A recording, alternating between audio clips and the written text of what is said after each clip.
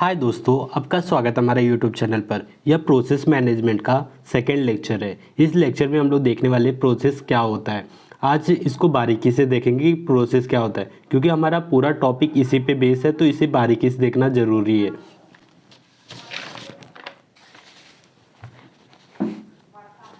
जैसे कि ये हमारा सेकेंडरी डिवाइस है,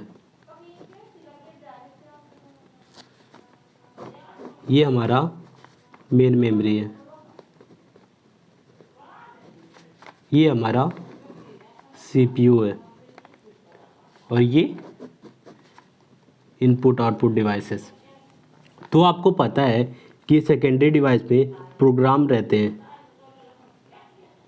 जब पावर ऑफ होता है कंप्यूटर में तो सारे हमारे ऑपरेटिंग सिस्टम और प्रोग्राम सेकेंडरी डिवाइस में होते हैं। जैसे ही हम लोग पावर ऑन करते हैं तो जितने भी प्रोग्राम होते हैं सेकेंडरी डिवाइस से मेन मेमोरी में आ जाते हैं।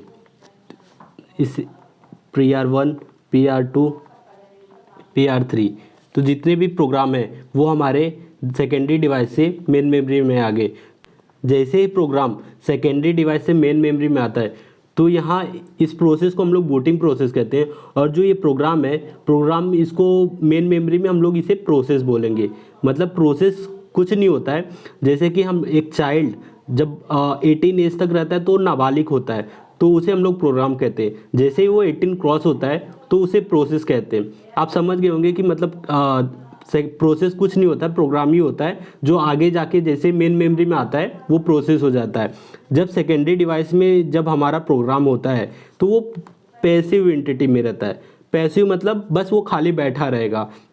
जैसे ही प्रोग्राम मेन मेमोरी में आएगा वो एक्टिव स्टेट में आ जाएगा, मतलब ये काम करने लगेगा। तो सबसे पहले प्रोसेस क्या होता है, मेन मेमोरी में आ गया तो इसे प्रोसेस बोलेंगे। तो प्रोसेस मेन मेमोरी से फिर सीपीयू के पास जाएगा एग्जीक्यूशन के लिए।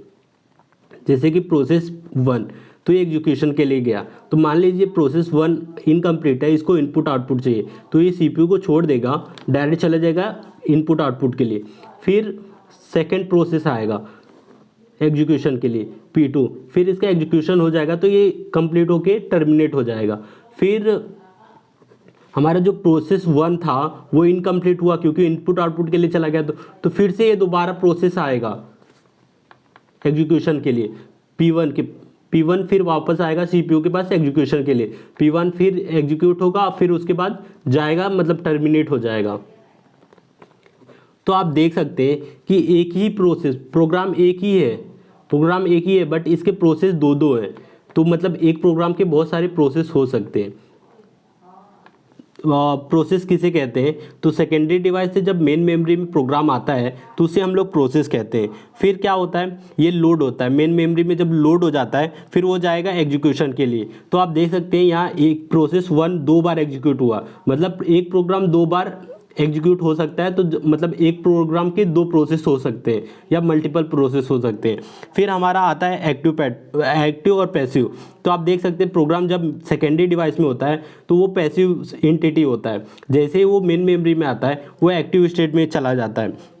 और आप देख सकते हैं कि जितना भी सीपीयू का यूटिलाइजेशन है वो प्रोसेस के वजह से ही है। अगर सीपीयू प्रोसेस नहीं रहेंगे तो सीपीयू यूटिलाइज ही नहीं होगा, तो सीपीयू कुछ काम ही नहीं करेगा। तो सीपीयू का यूटिलाइजेशन सिर्फ प्रोसेस की वजह से होता है। जैसे कि एक सर्कल होता है, उसका लोकस ऑफ पॉइंट मतलब सेंटर होता है, वैसे ही जो हमारा ऑपरेटिंग सिस्टम है उसका लोकस ऑफ कंट्रोल ये हमारे प्रोसेस होते हैं।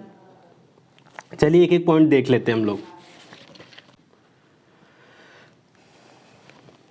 जैसे कि मैंने बताया था, प्रोग्राम जब सेकेंडरी डिवाइस से मेन मेमोरी में आता है तो उसे प्रोसेस कहते हैं। Program when it's gets loaded into main memory उसे भी प्रोसेस कहते हैं हम लोग। फिर instance of program, that means program can have more than one process. एक प्रोग्राम के मल्टीपल प्रोसेस हो सकते हैं।